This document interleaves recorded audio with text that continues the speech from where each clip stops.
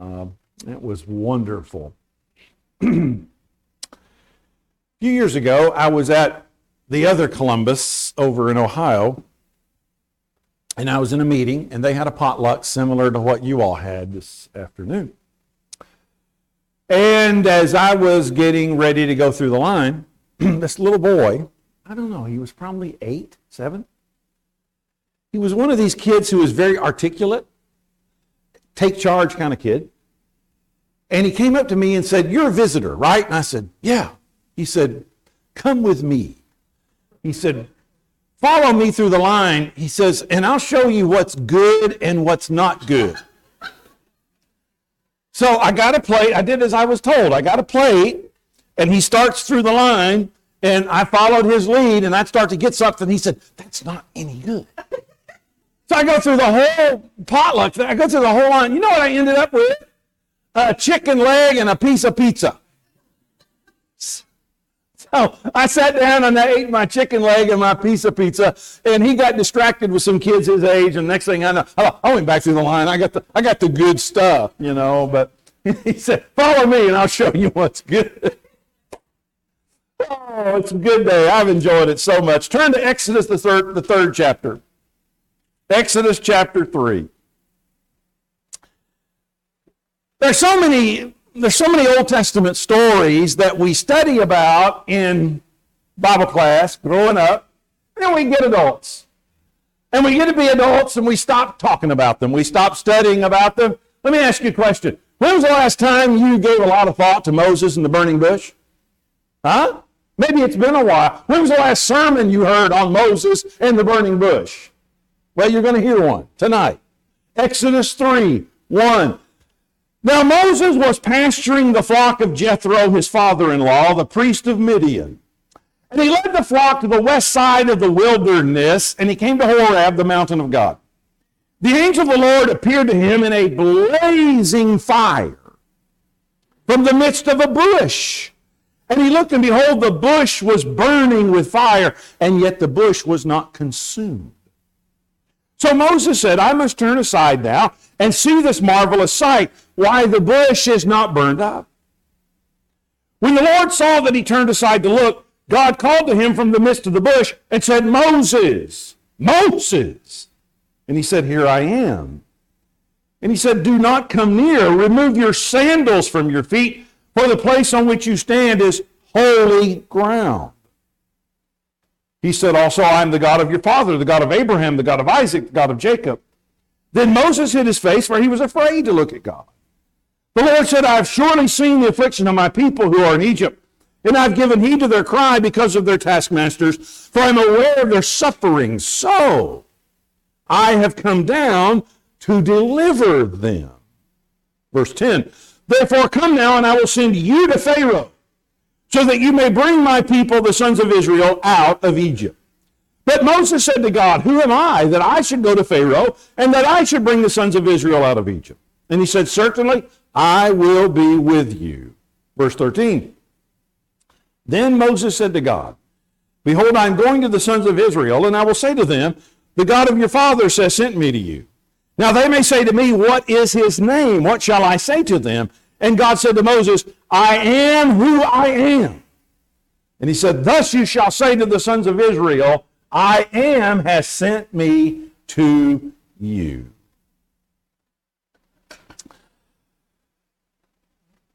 One of the saddest things is to look around society, is to look around the culture in which you and I live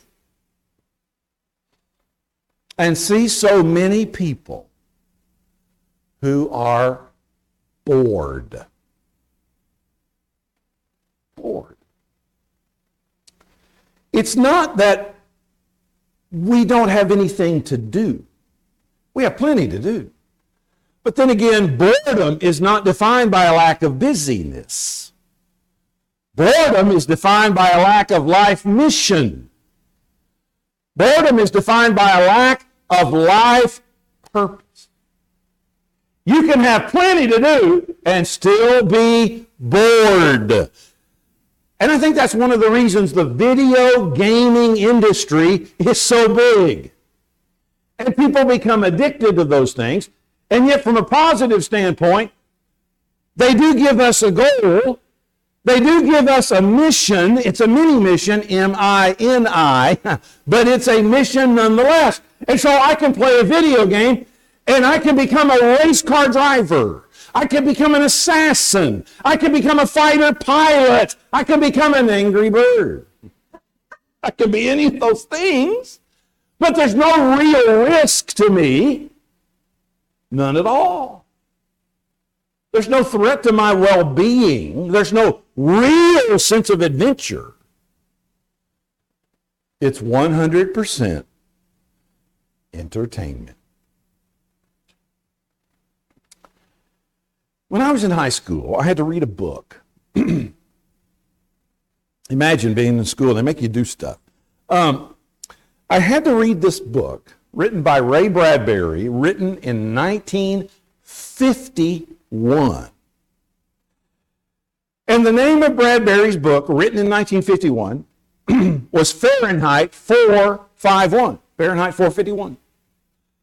And in this book, written in 1951, the premise of the whole book was to look ahead to the 21st century.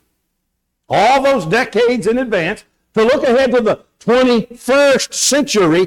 And in Bradbury's book, he writes about this futuristic world in which the people who live in it are going to become obsessed with entertainment. Of course, that will never happen. And in Bradbury's book, written in 1951, he talks about how that the walls of people's homes, that TVs would become the size of the walls. And that will never happen. But the amazing thing in that book is that as he describes this futuristic culture, where people are obsessed with entertainment, in that book he talks about how nobody's happy.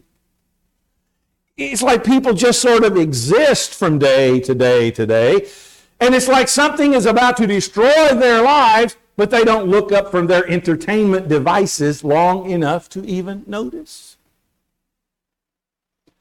So you fast forward 70-some years, and we have televisions the size of the walls of our home. And we binge on entertainment.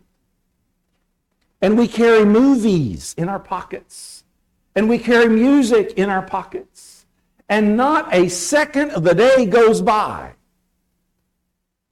when, if you want to, you can be entertained. And yet with all of this wall-to-wall entertainment, people are still bored.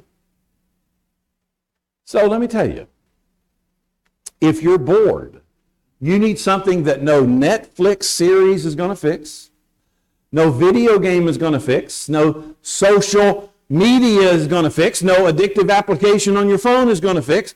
You need something beyond all of that, and what you need is, you need a reason for being here.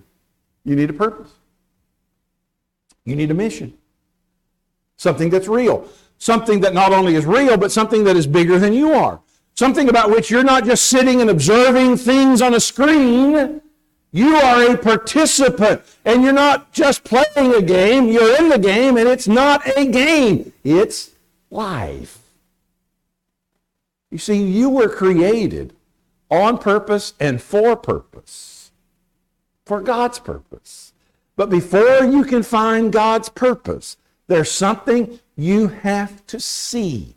You have to see what Moses saw in Exodus chapter 3. You have to see that the God you serve is not boring. And Moses figured that out as the great I Am reveals himself to Moses as the God of the fire. So I sat down one day at my desk and I got my legal pad out and I wrote down, how is God like fire? And I came up with 3 things. So if you're taking notes tonight, this is easy. You just number 1 through 3. 1 through 3. How God is like fire. Because I find this text Very, very interesting on several different levels. All right, number one, I want you to think about something. Like fire is both dangerous and attractive, all at the same time. So is God's holiness. Let me say that again. Like fire is both dangerous and attractive, so is God's holiness. I don't know if you've noticed it or not, but when you see fire, you're automatically drawn to it. You're just drawn to it. It pulls you in. And yet you understand that if I get too close to the fire, I'm going to get burned. Because we know that what is attractive on the one hand carries danger on the other hand. Like God. Moses was busy, but he was bored. I say he was busy because he was a sheep herder. He had a job to do.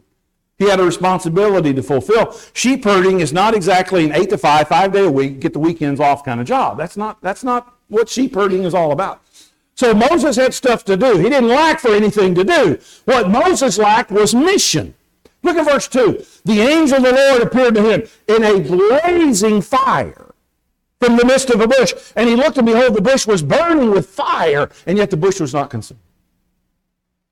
The fire caught his eye, just like fire catches your eye. Moses turns aside. He starts walking closer to investigate. Verse 4, the Lord saw that he turned aside to look, and God called to him from the midst of the bush and said, Moses, Moses, and he said, here I am. And then he said, do not come near, remove your sandals, for you're standing on holy ground. Moses sees the fire.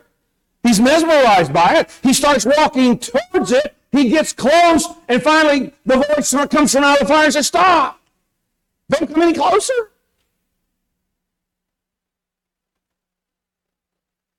He said, take off your sandals. Take off your shoes. You're standing on holy ground. Let's start with the holy ground part. Let's unpack that. Because we struggle sometimes with the word holy. We tend to think holy as in holy pretentious. You've heard the expression. She thinks she's better than everybody else. She's holier than thou. You know what that means. And we use that expression, and what we mean by that is pretentious. That's not what's meant here. God is a different kind of holy. God is another kind of holy. God is a set-apart kind of holy, which if you study the word holy is the core definition of what the word actually means. So rather than holier than thou, what you have in God is holy art thou. Because holiness is who he is. Holiness is his character. Holiness is his nature. And so the fire of God's holiness makes him at once attractive as Moses draws near and dangerous. Stop. Don't come any closer.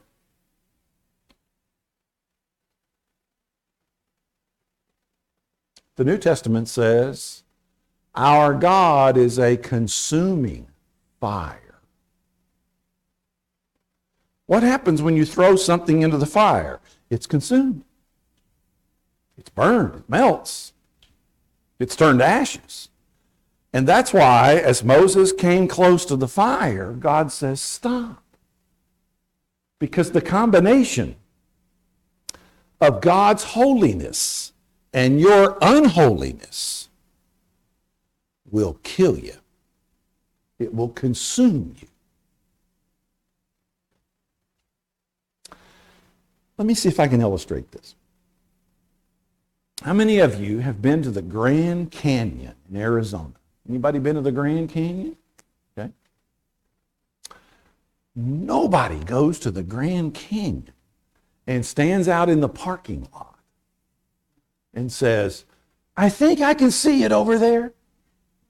Nobody does that. When you go to the Grand Canyon, you want to walk up and get close to the edge of the Grand Canyon. You want to get as close as you can. But if you're parents and you've got kids, the closer you get to the edge, all of a sudden you realize, wait a minute, there's no fence.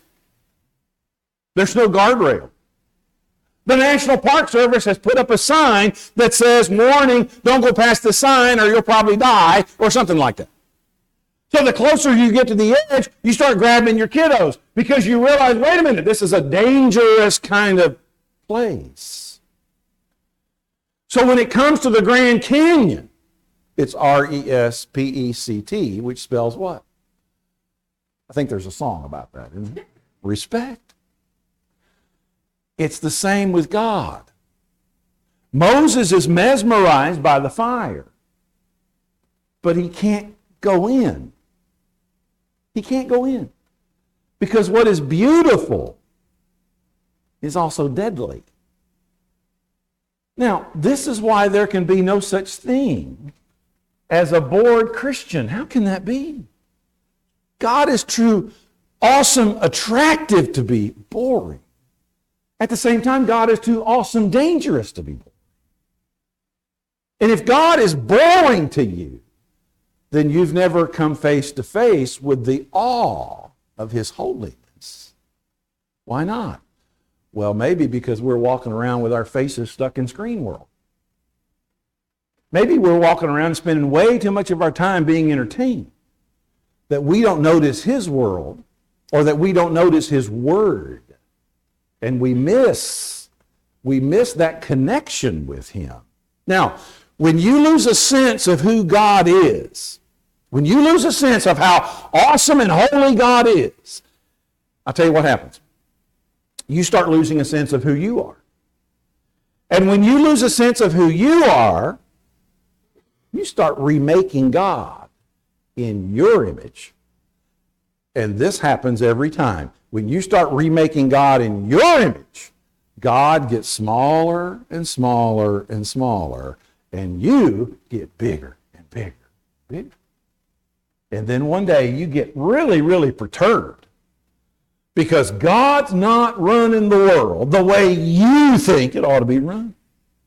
And so rather than being grateful for what I have, and rather than being grateful for the blessings that I have, I start to become entitled.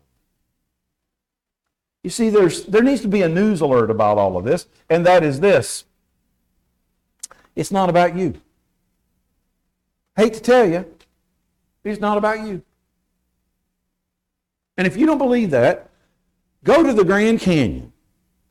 And all these people are standing there, and they're oohing and aahing over this great expanse. And you got a big crowd of people. So I tell you what to do. Just go up to them and say, excuse me, and walk around and get in front of them. They're all looking at the Grand Canyon, but get in front of them, and then you look at all of the people who are looking at the Grand Canyon. You look at all the people and say, well, let me have your attention. May I have your attention? I would like everybody to look at me, because I want everybody to see how awesome I am. And they're going to look at you like you're an idiot, because you would be an idiot. Nobody goes to the Grand Canyon to look at you. That's the way that works. That's the way that works. You ever go to the zoo? I think the other Columbus has one of the world's best zoos, don't they? And you go to the zoo. You go to the zoo and you look around, and then you find a zookeeper. And you say, excuse me, where's the dachshund exhibit? Wiener dog? Where's the dachshund exhibit? And they're going to look at you like you're an idiot too. They don't have a dachshund exhibit. We don't go to the zoo to see the dachshund exhibit. We go to the zoo to see lions and tigers and bears. We go to the zoo to see lions and tigers and bears. Why? Because lions and tigers and bears will rip your face off. That's why. And so we go to the zoo to see lions and tigers and bears, and we want to get close to them, but not too close. Stop. Don't come any closer. Because we understand the principle of respect. Respect. I'm afraid that on any given first day, there's a lot of people who show up. Instead of being awed by the majestic God who created the heavens and the earth, realizing we worship in His presence.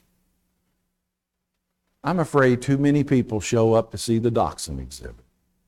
They just show up out of routine and rut and just go through the motions. Is that who we have become? We worship before an awesome God.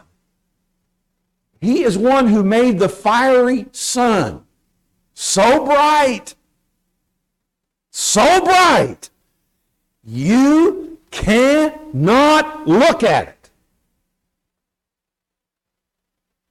Because what is so attractive is also dangerous.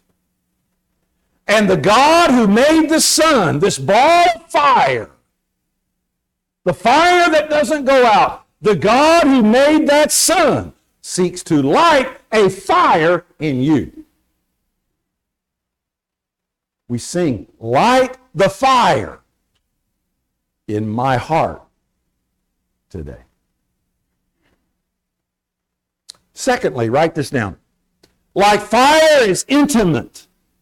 Like fire is intimate, so is the love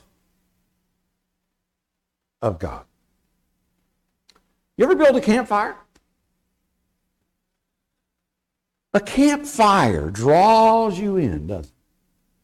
You build a campfire and there's a sense of coziness, there's a sense of intimacy, there's a sense of warmth.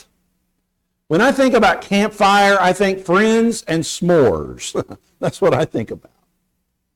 When we got the kids from Bulgaria and they came to the U.S. and they didn't speak any English when they got off the plane. So they were on a real fast track to try to learn English. And kids can learn English quicker than a lot of anybody else. And I remember I built this fire in the fire ring out back. We had this fire. And I said, come on, we're going to make s'mores. And they said, what? I said, we're going to make s'mores. And they said, some more of what? And I said, no. We're going to make s'mores. And you ever try to explain what a s'more is? And forget it. Just do it. That's all. I made some more. I handed them. Well, they ate one and they go, I want some more. There you go. That's what it's all about. But it was a lot of fun taking these kids who knew no English. I would hate to learn English. English is horrible. As far as a language goes, think about all of the idiosyncrasies of the English language that make no sense. I I had Alex with me one time. He was probably 14. We're at this fast food place, and the menu's right there, and he's taking his good old time. And I'd ordered. It was up to him, and the guy standing there is getting impatient. And he turns to Alex, and he says, "Come on, man." And Alex said, "Why? I'm already here." That English, that made no sense to me. Sitting around the table one night, Leah had begun to date this boy from church, and they eventually got married. And anyway, I think it was the first time he'd been over to the house to eat with her. We're all sitting around the table. We're passing food around, and Leah speaks up, and she says, this is out of the blue. She says, "I'm feeling frisky." And I looked over at Jacob, and the red is just going up his face. And I said, You're feeling what? She said, "I'm feeling frisky." And I said, "Do you know what that means?" And she said, "I think so. I think it means happy." And I said, "Well, not exactly." So we had to have a little English 101 lesson there, But that was a lot of fun. So we gather around the campfire, and there's this sense of intimacy, this sense of warmth. And yet if you've ever sat around a campfire, you know that the same fire that warms you from the cold will kill you if you get too close. So there's a problem about God's holiness. God's not going to turn down the heat of His holiness so you can draw near. He's not going to make His fire less hot because His holiness is who He is. So what's He going to do? How's this thing going to work? Well, here's the deal.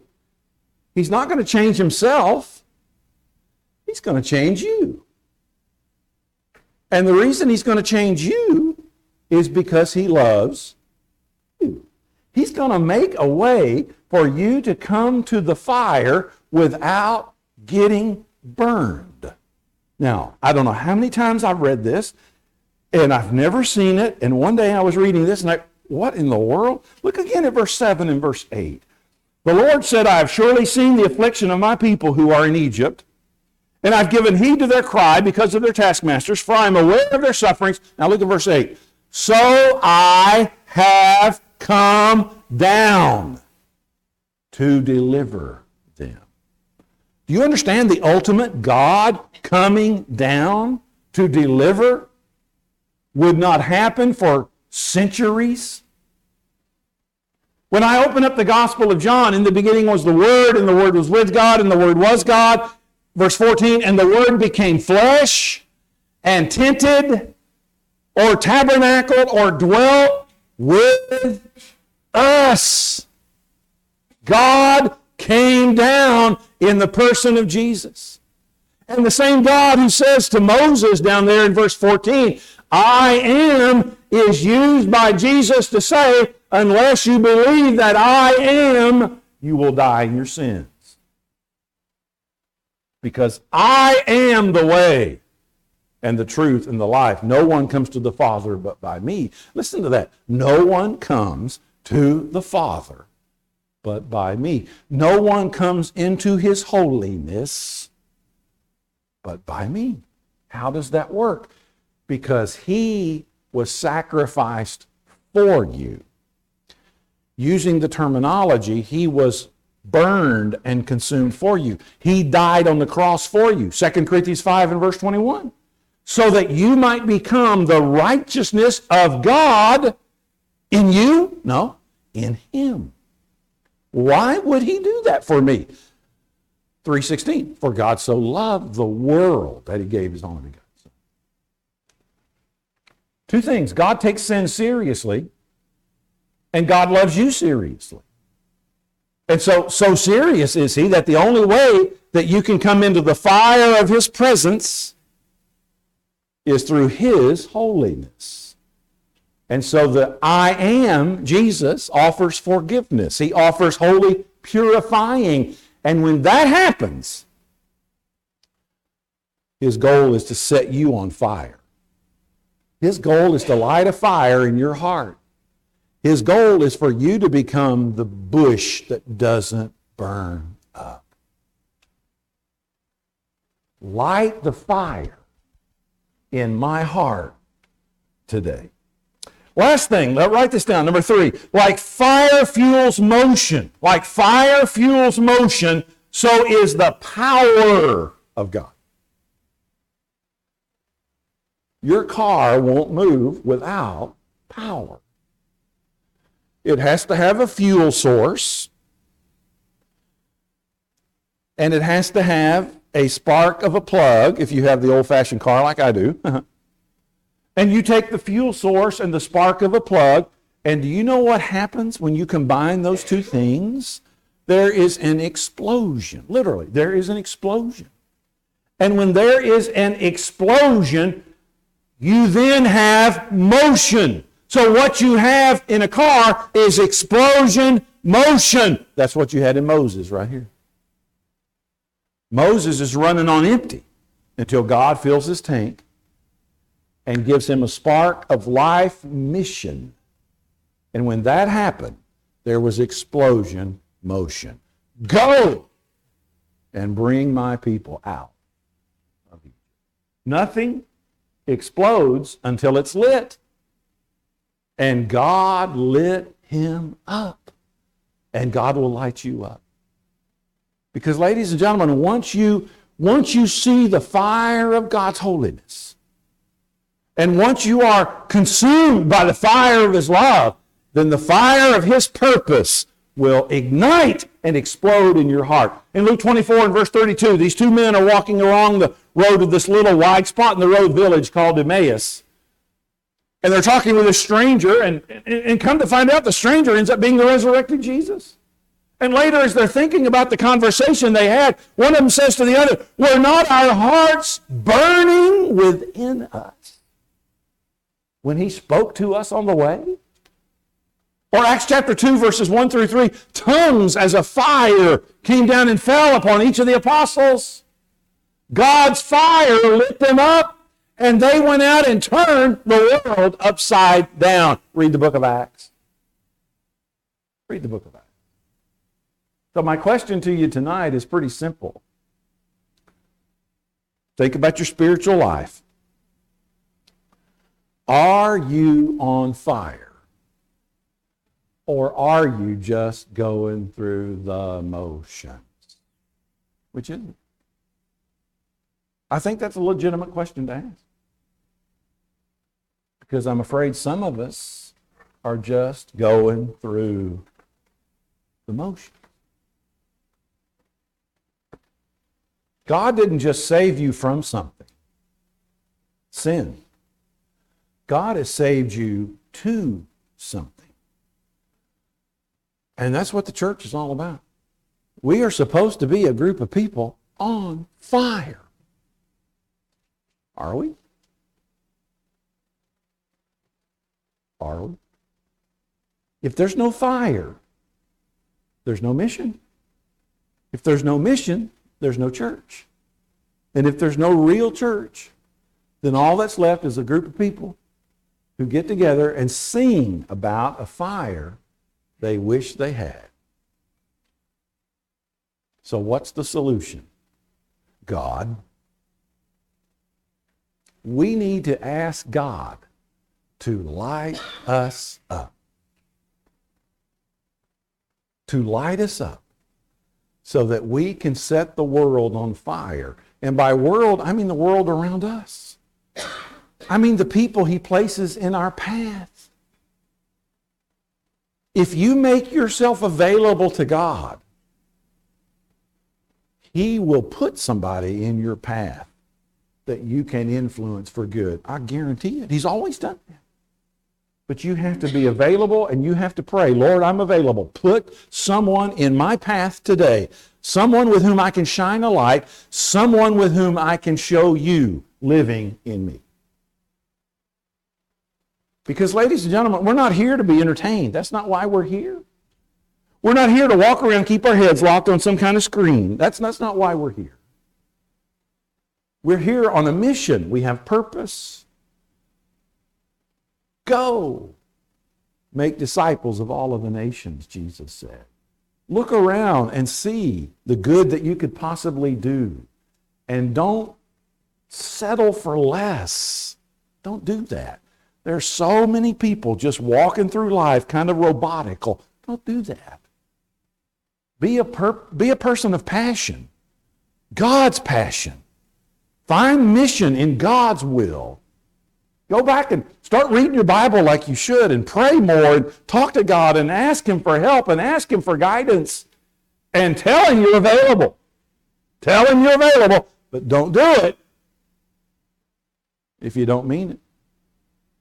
Because I tell you what, He'll sure fix you up. Sometimes when you least expect it. I was on a flight to Florida. I sat down by this lady. And you know when the tractor hooks onto the airplane and the first pushback, and there's this little bump, you can feel the pushback. This lady sitting beside me grabs the air sick bag. We ain't gone anywhere. She grabs the air sick bag.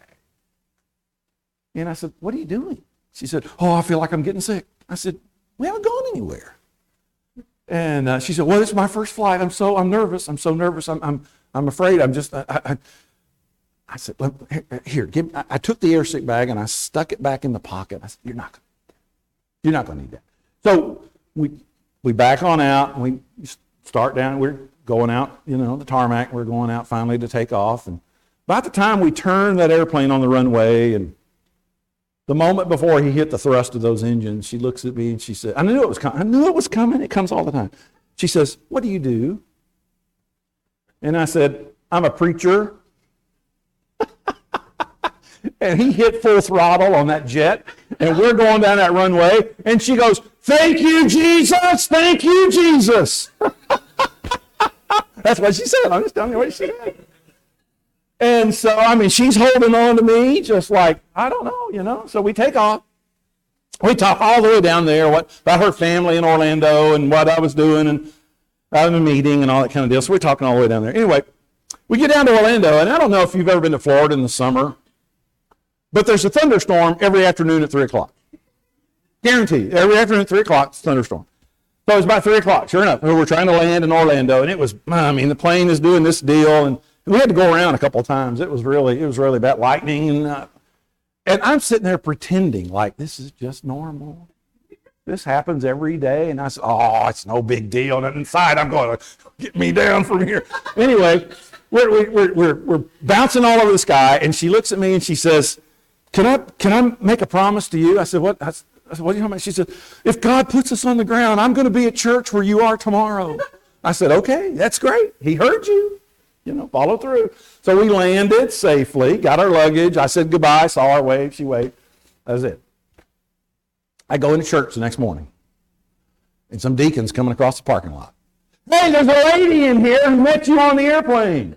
You're taking up like 2 or 3 rows. She's got like a whole bunch of people with her.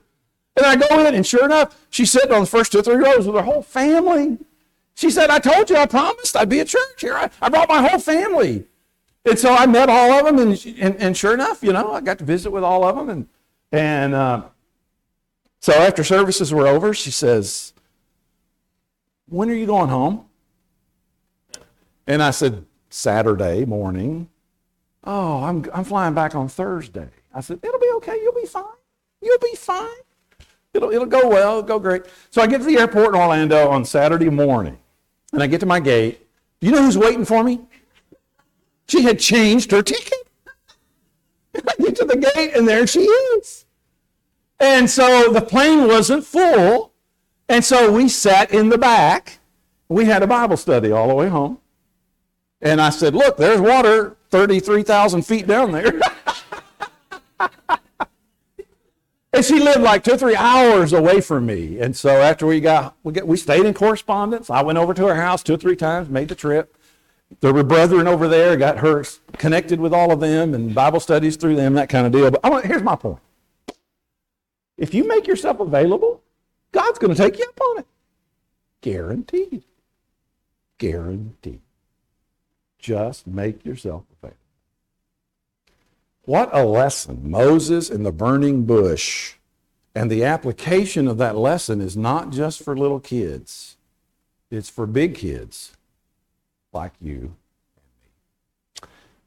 We sing the song of invitation this afternoon. If you're not a Christian, why don't you give your life to Jesus? Those of us who have never regretted it and will always remember it, because it truly will change your life. Or maybe you started out in that direction and you've gone the other direction. And if we can help you get your direction back, we'd love to do it. Won't you